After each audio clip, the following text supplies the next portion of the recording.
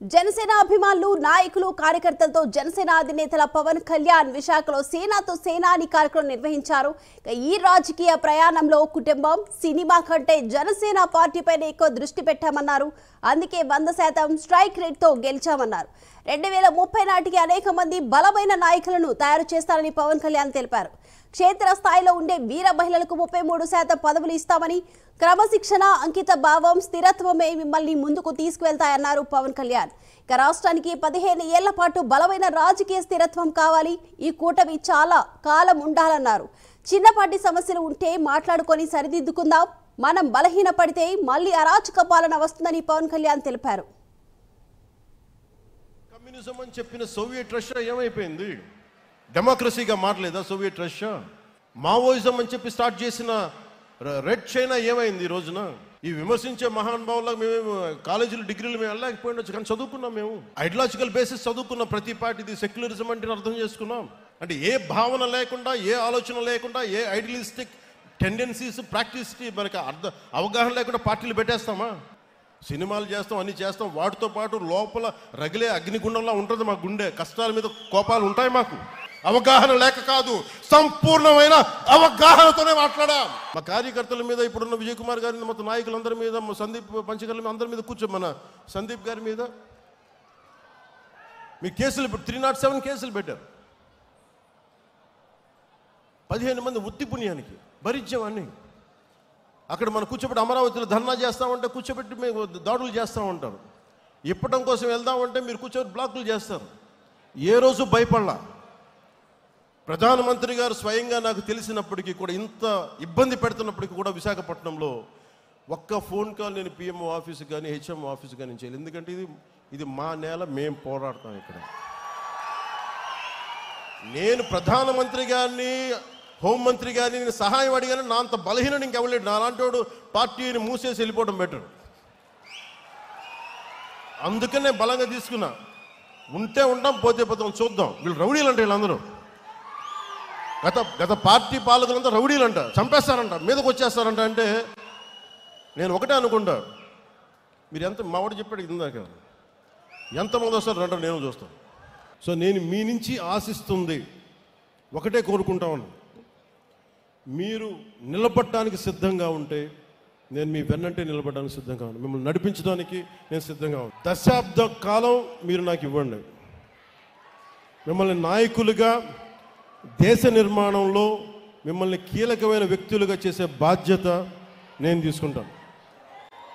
ఈ ధైర్యంతో ఇంటికి వెళ్ళండి.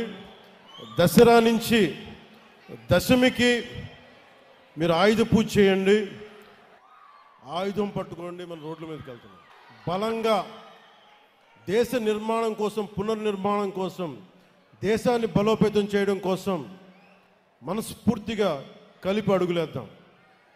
దీంట్లో భాగంగా మళ్ళీ మరోమారు చెప్తా ఉన్నాను, ముఖ్యంగా ఆంధ్రప్రదేశ్కి సంబంధించి. ఆంధ్రప్రదేశ్ 15 సంవత్సరాల స్థిరత్వం కావాలి పాలనలో. ఈ కూటమి చాలా బలంగా ఉండాలని నేను మనస్ఫూర్తిగా కోరుకుంటా ఉన్నాను. దానికి కృషి చేయాలి, కృషి చేద్దాం. చిన్నపాటి తప్పులు, ఒప్పులు ఏదైనా ఉంటే దాన్ని నేను కూర్చొని ప్రత్యేకించి అవసరమైతే గౌరవ ముఖ్యమంత్రి నారా చంద్రబాబు నాయుడు గారితో మాట్లాడి, వారి తెలుగుదేశం పార్టీతో కూడా మాట్లాడి, ఏదైనా తప్పు ఒప్పులుంటే సరిదిద్దే బాధ్యత కూడా నేను ముందుండి నేను తీసుకుంటాను. ఆ మాట మీకు ఇస్తున్నాను. అంతేగాని చిన్నపాటి కోపతాపాలతోటి మనం ఏదైనా తప్పులు చేస్తే ప్రజలు నష్టపోతారు, రాష్ట్రం నష్టపోతుంది, తద్వారా దేశం నష్టపోతుంది. మళ్ళీ అరాచక పాలన, చీకటి రోజులు వస్తాయి. దాన్ని దృష్టిలో పెట్టుకొని మనందరం కలిసికట్టుగా ఒకటే నినాదంతో ముందుకెళ్దాం. దేశం బాగుండాలి నినాదంతో ముందుకెళ్దాం. సో మీ అందరికీ మరోమారు క్షేమంగా ఇంటికి వెళ్ళండి. మీ పెద్దలకి అన్ని రకాలుగా నిలబడ్డాం, ఇబ్బందులు పడ్డాం.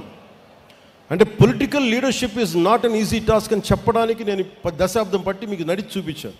ఇప్పుడు నేను మిమ్మల్ని అడుగుతున్నా, you want to become leaders. మీకు నాయకులు కావాలని ఉందా? గ్రామ స్థాయిల్లో, వార్డు స్థాయిల్లో, నియోజకవర్గపు స్థాయిల్లో, పార్లమెంటు స్థాయిల్లో, జిల్లా స్థాయిల్లో, ఒక రీజియన్ స్థాయిల్లో, ఒక రాష్ట్ర స్థాయిల్లో కేంద్ర స్థాయిలో మీకు అవ్వాలని ఉంది అంటే నేను దానికి రోడ్ మ్యాప్ సిద్ధం చేశాను. మీ అందరికీ చాలా స్పష్టమైన దిశానిర్దేశం చేయదలుచుకున్నాను.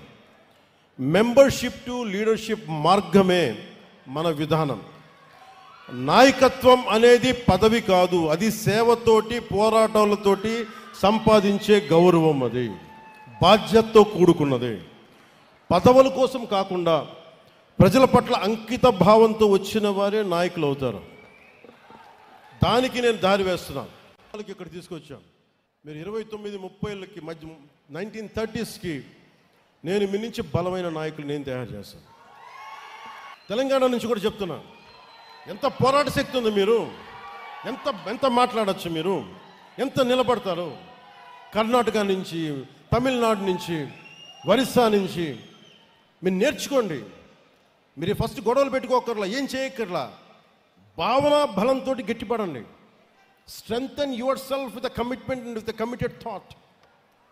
పవన్ కళ్యాణ్ అనేవాడు ఎలా నిలబడగలిగాడో మీకు అది చెప్తాను. మీకు ఎందుకు ఇలా నిలబడగలడు? ఏ ఫ్రేమ్వర్క్ లేకుండా ఒకడు నిలబడిపోతాడా? ఏ కేపబిలిటీస్ లేకుండా ఒకడు వచ్చేస్తాడా? ఎలా చేయగలిగాను అది నేను మీకు చెప్తాను. మీరు పాటించండి. ప్రతి క్రియా వాలంటీర్ని తన ప్రయాణాన్ని మీ కాన్స్టిట్యూయన్సీ లేదా స్థానిక కమిటీ స్థాయిలో ప్రారంభించాలి.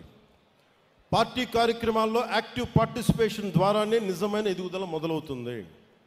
ఆడపడుచులు రాగానే మీరు అక్కడ పక్కన ఉండండి అంటానికి కుదరదు. ఆడపడుచులకి 33% రిజర్వేషన్ అని చెప్పాం. దానికి ఆడపడుచులు అంటే కూర్చోబెట్టి మా ఇంట్లో ఆడపడుచులకి ఇచ్చేసి ఇది 33% మేము నమ్మం. సభ్యుడిగా మొదలుపెట్టి నిబద్ధతతో భాగస్వామ్యమై ప్రతి జన సైనికుడు, వీర మహిళ శక్తివంతమైన నాయకులుగా ఎదిగే పరిణామ క్రమమే మన దిశ, మన త్రిశూల్, మన జనసేన. ఇక విభాగాలు కర్షక విభాగం కావచ్చు, కార్మిక విభాగం కావచ్చు, ఏ విభాగాలన్నీ అంటే బలమైన స్టూడెంట్ విభాగం కావచ్చు, అన్నీ చేస్తాం. కానీ దీనికి మొదలు ఈ దసరా తర్వాత శ్రీకారం